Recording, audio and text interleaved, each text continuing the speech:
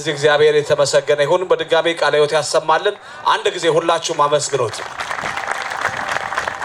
ይሄን ምስጋና እግዚአብሔር ይቀበልለት። የወጣትነት እድሜ ታላቅ ነው። በዚህ እድሜ ግን ቤተክርስቲያን ሁሉ ጊዜ ቀራንዮ ጉዞ ስላላት አደራ እያለች ነው የምትጠራውና ምንም ነገሮች ፈተና ቢበዙ በመንፈሳዊ አገልግሎት ከፊት ያለው የኋላውን ትቶ ወደፊት ማየት ስለሆነ ከፊት ያለው ብሩህ ተስፋ አለ። ለትውልዶች ደግሞ በጣም ለዚህ ላለው ለአዲሱ ትውልድ ጥሩ አብነትና መምህር መሆን ነው። ስለዚህ ዲያቆን ምህረት ቤተክርስቲያን በብዙ ነገር ትጠብቃለች። ይሄ እንግዲህ እንዳያችሁት ባለፈው በዛ በዩኒቨርሲቲ ውስጥ የነበረው ክርክር ዓለም ሁሉ ያደነቀው ነው። በተለይ ኢትዮጵያ ኦርቶዶክስ ቤተክርስቲያን ማነሽ ብለው ብዙዎች ጠይቀዋል። ምክንያቱም የኢትዮጵያ ኦርቶዶክስ ተዋሕዶ ቤተክርስቲያን ተልእኮ ሰማያዊ የእውቀት አምድ ምንጭ ያላት ስለሆነች እነ ቅዱስ ያሬድ እንግዲህ ምድርን አይደለም ሰማይን ከፍቶ በቃለ እግዚአብሔር ስላሳዩን እዚህ ውስጥ ኖሮ ምስክርነት መኖር መልካም ነው። ይሄን ምስክርነት ለወንድሞች ህፃናት ለሆኑት ማስተማር ማብቃት ያስፈልጋል። አሜሪካ ውስጥ መዝራት መሰብሰብ ብቻ ሳይሆን እንደገና ዘርቶ ማሳደግ ያስፈልጋልና ህፃናት በወንጌል ማደግ አለባቸው። በወንጌል ሲያድጉ ደግሞ ነገ ምንም ነገር ቢመጣ ለቤተ ክርስቲያን ጠበቃ ይሆኗታል። ጥሩ ነው ዜማውን ማወቅ መሰለጡ፣ ግን በዚህ ብቻ በቂ አይደለም። ዋናውና አብይ ጉዳይ ግን የወንጌልን ጉዳይ ለአደራ እንላለን። እንግዲህ ትልቁ ተልእኮ ይሄ ነው። እግዚአብሔር ስሙ የተመሰገነ ይሁን። ከዚህ በመቀጠል የሚኖረን ፕሮግራም የድራማ ፕሮግራም ይሆናል። ድራማውን በሰፊው የሚያቀርቡልን የሰንበት ትምህርት ቤታችን በምዕራፈ ቅዱሳን አቡነ ተክለ ሃይማኖት ወቅድስት ልደታ ለማርያም ቤተክርስቲያን የፈለገ አበው ሰንበት ትምህርት ቤት ይሆናሉ። እነሱ ወደዚህ እስከሚመጡ እግዚአብሔር የተመሰገነ ይሁን። እንግዲህ ወደዚህ እንዲመጡ እንጠይቃለን። አምላካችን እግዚአብሔር ስለማይነገር ስጦታው ስሙ ይክበር ይመስገን። ደከማችሁ፣ ስሙ ይክበር ይመስገን። ህፃናት ድራማውን መስማት አለባችሁ፣ ሌሎችም ማዳመጥ አለባቸው። ድራማውን የምትሰሩልን እንግዲህ ሰንበት ቤት ወጣቶች ወደዚህ እንድትመጡ እንጠይቃለን።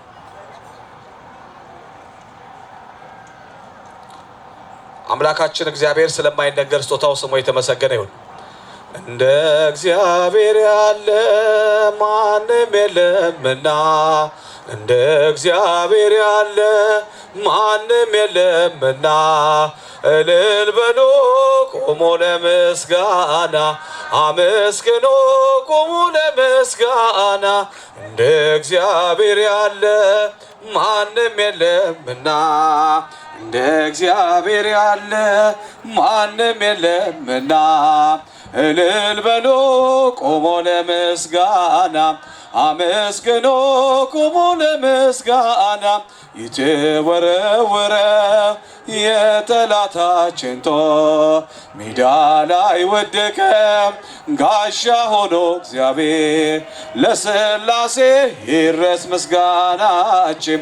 ተሸነፈን አንዳይ ጠላታችን፣ እንደ እግዚአብሔር ማንም የለምና፣ እንደ እግዚአብሔር ያለ ማንም የለምና፣ እልል በሉ ቁሙ ለምስጋና፣ አመስግኑ ቁሙ ለምስጋና። የኢያሪኮ ቅጥር የማይደፈረው ይኸው ፈራረሰ፣ የሰው ሳይነካ ኃይለኞቹም ቢበረታቱብን፣ እንጸናለን በሱ ተደግፈን። እንደ እግዚአብሔር ያለ ማንም ክብር ለአምላካችን። እጃችሁን ከፍ አድርጉ። እንደ እግዚአብሔር ያለ ማንም የለምና፣ እልል በሉ ቁሙ ለምስጋና፣ አመስግኑ ቁሙ ለምስጋና። ባህር ላይ ሲራመድ ሞገስ አለው እሱ፣ በግርማው ሲነሳ ጸጥ ይላል ነፋሱ። የድንግል ልጅ እኛ የምናመልከው አማኑኤል የለም የሚሳነው። እንደ እግዚአብሔር ማንም የለምና፣ እንደ እግዚአብሔር ማንም የለምና፣ እልል በሉ እልልታ ጭብጨባ ለእግዚአብሔር። አመስግኑ ቁሙ ለምስጋና የተወረወረው የጠላታችን ጦር ሜዳ ላይ ወደቀ። ጋሻ ሆኖ እግዚአብሔር ለሥላሴ ይድረስ ምስጋናችን። ተሸነፈን አዳኝ ጠላታችን እንደ እግዚአብሔር ያለ ማንም የለምና እንደ አማኑኤል ያለ ማንም የለምና። እልል በሉ ቆሞ ለምስጋና አመስግኑ ቆሞ ለምስጋና። ባህር ላይ ሲራመድ ሞገስ አልብሶ በግርማው ሲነሳ ጸጥ ይላል ነፋሱ። የድንግል ልጅ እኛ ምናመልከው ከሃሊ ነው የለም የሚሳነው። እንደ እግዚአብሔር ያለ ማንም የለምና እንደ እግዚአብሔር ያለ ማንም የለምና። እልል በሉ ቆሞ ለምስጋና አመስግኑ ቆሞ ለምስጋና። የያሪኮ ቅጥር የማይደፈረው ይኸው ፈራረሰ የሰው ልጅ ሳይነካው። ኃይለኞቹም ቢበረታቱብን እንጸናለን በእርሱ ተደግፈን። እንደ እግዚአብሔር ያለ ማንም የለምና እንደ እግዚአብሔር ያለ ማንም የለምና። እልል በሉ ቆሞ ለምስጋና አመስግኑ ቆሞ ለምስጋና። እንደ እግዚአብሔር ያለ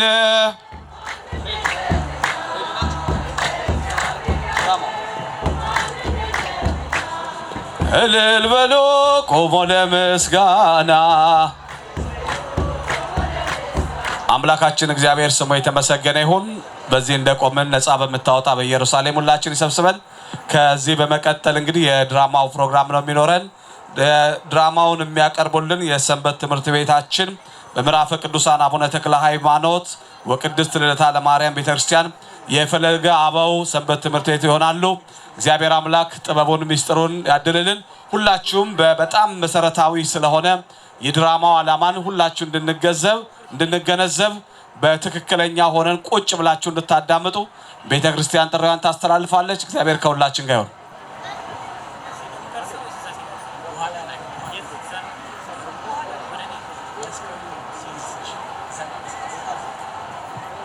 በስመ አብ ወወልድ ወመንፈስ ቅዱስ አሐዱ አምላክ አሜን።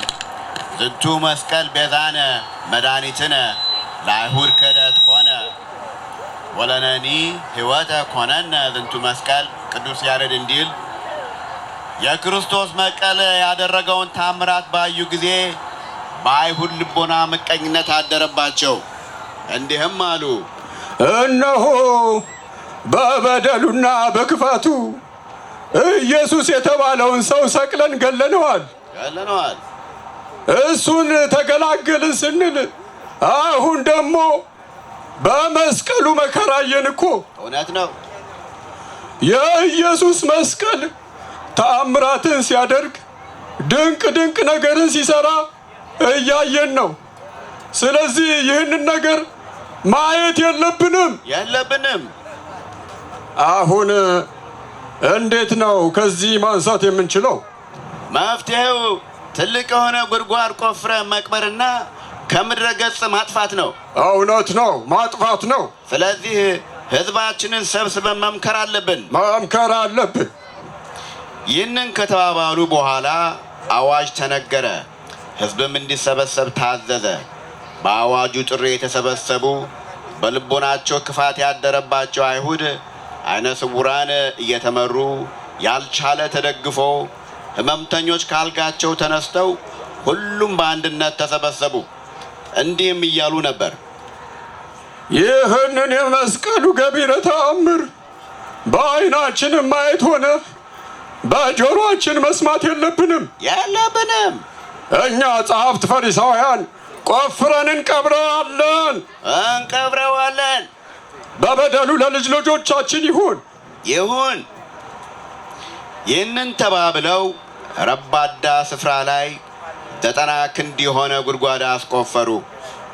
የቆፋሪዎችም ድምፅ እንዲል ነበር፣ ባልቶል ባልቶል ቆፍር ቆፍር እንጂ ምን ትንቀረፈፋለህ? አትድከም፣ ቆፍር።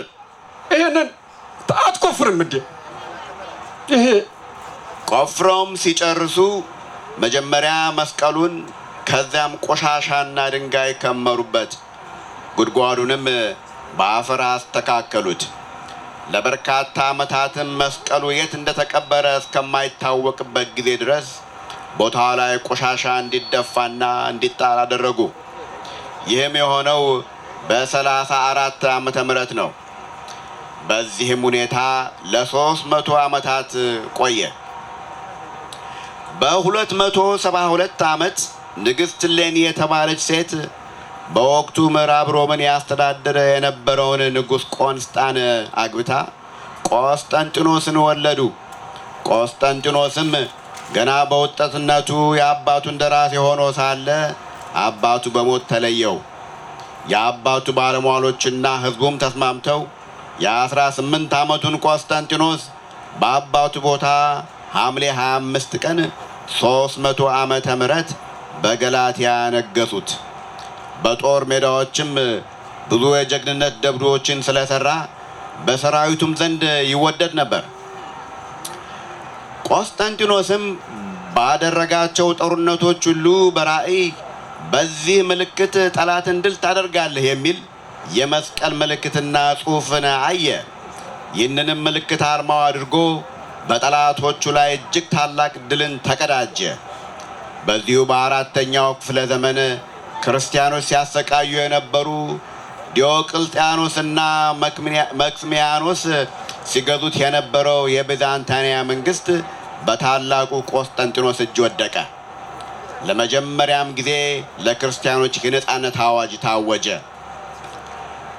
በንጉሱ ቆስጠንጢኖስ ሕይወት ውስጥ ከፍተኛ ድርሻና ተጽዕኖ የነበራት ንግሥት እሌኒ የነበረውን አመቺ ሁኔታ መጠቀም በገባችው ስዕለት መሰረት በ327 ዓመተ ምህረት ለረጅም ዘመናት ተደብቆ የነበረውን ክቡር መስቀል ለመፈለግ ተነሳች።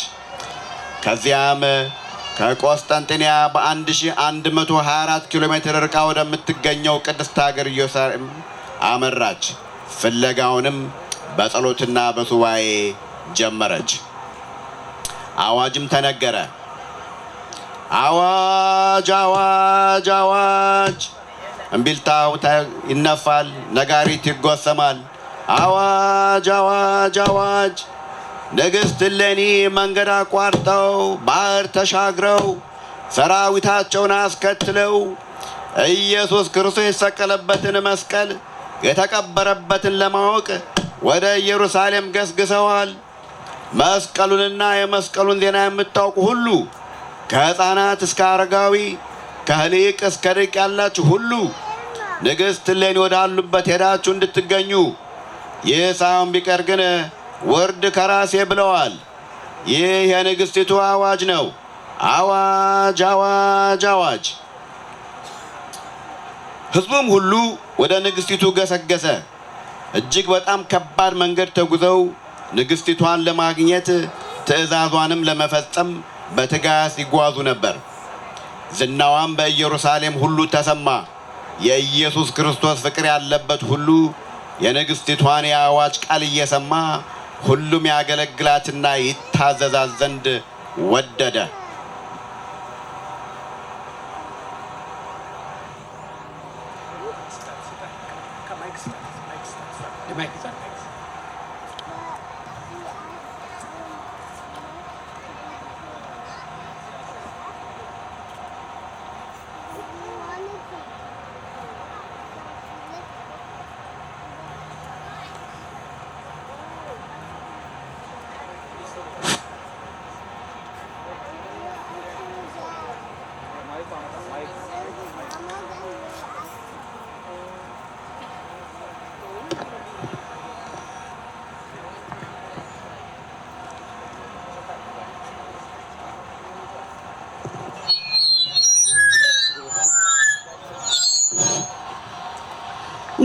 ንግሥት ሆይ ክርስቶስን ከነበሩት ወገን አይደለን። ነገር ግን ከጉባኤው መካከል ስለ መስቀሉ የሚያውቁ አንድ ሽማግሌ አሉ። እኛ ልጆች ስለነበርን መስቀሉ የተቀበረበትን ቦታ አናውቅም። ነገር ግን ተሰቅሎ መሞትና የክርስቶስ መስቀል የተቀበረበትን የሚያውቁ አባ ኪራኮስ የሚባሉ ሽማግሌ አሉ እኛ ዘንድ። እሳቸውን አምጥተሽ ጠይቂያቸው ንግስት ሆይ።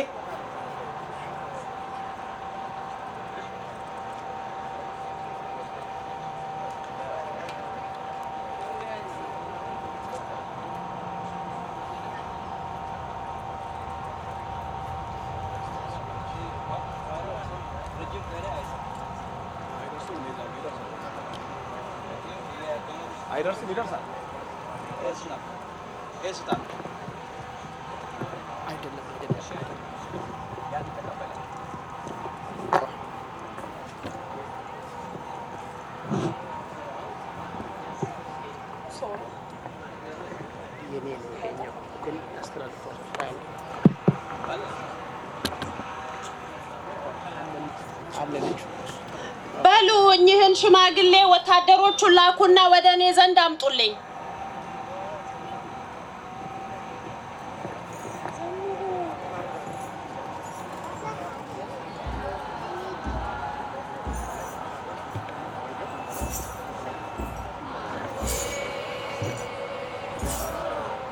እግዚአብሔር እረኛዬ ነው፣ የሚያሳጣኝም የለ።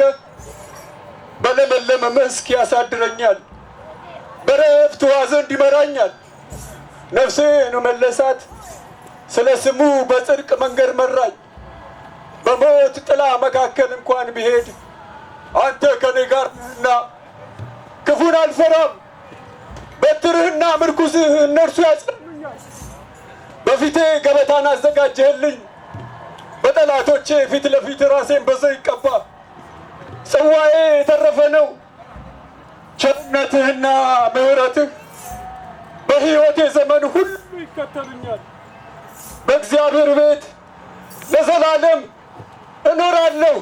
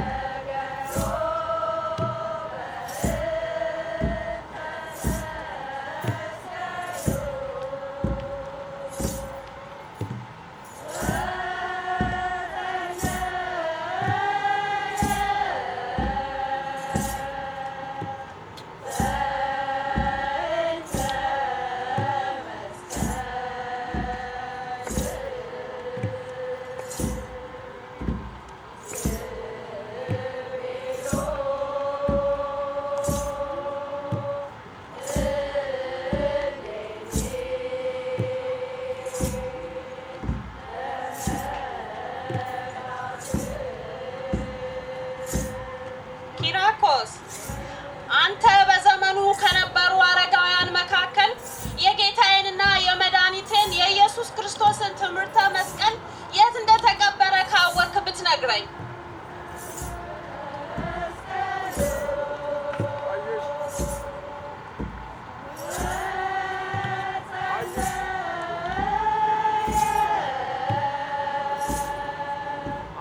ንግሥት እሌኒ የጌታዬን የመድኃኒቴን የኢየሱስ ክርስቶስን መስቀል ከአገርሽ ወደዚህ መምጣትሽ እጅግ የሚያስደንቅ ተግባር ነው።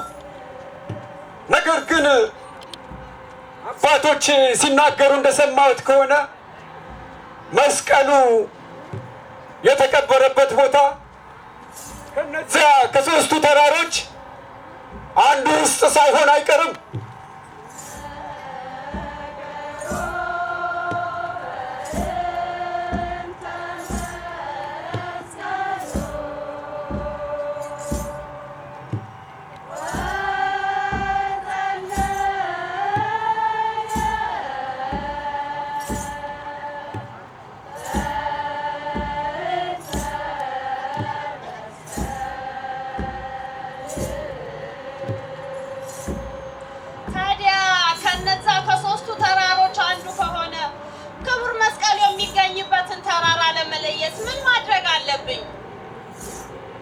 አየሽ ንግሥት እሌኒ፣ እንደ አባቶቻችን ስርዓት ዳመራ አስደምሪ፣ ዕጣንም አስጭሽበት። ያን ጊዜ የአባቶቻችን አምላክ ምስጢሩን ይገልጽልናል።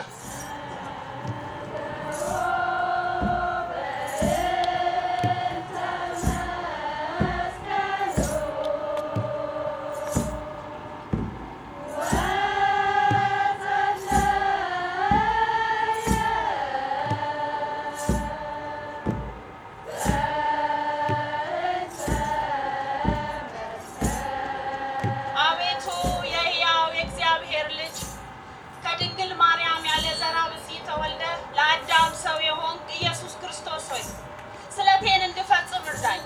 በደመ መለኮት የከበረውን ክብሩን መስቀል ፍለጋ እዚህ ስፍራ ተገኝቻለሁና ያለበትን ቦታ ታመለክተኝ ዘንድ እማጸንሃለሁ። አምላኬ ሆይ እርዳኝ።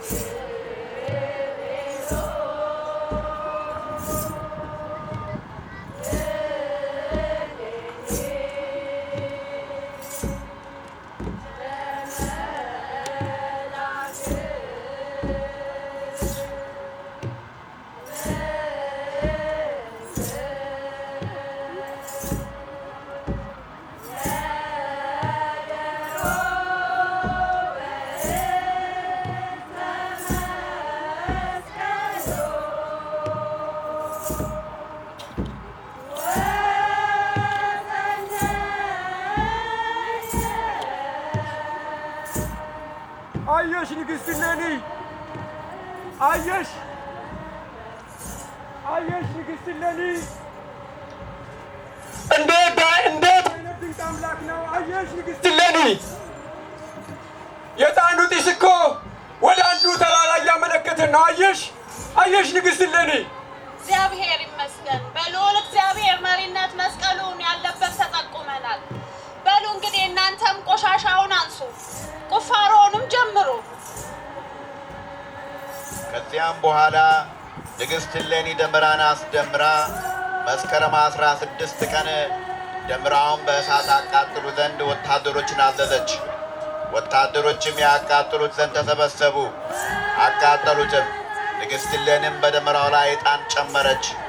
የዕጣኑም ጢስ ወደ 7ቱ ሰማያት ወጥቶ ወደ ምድር ተመለሰ፣ እንደ ቀስተ ደመናም ሆነ። መስቀሉ ለተቀበረበት ስፍራም አመለከተ።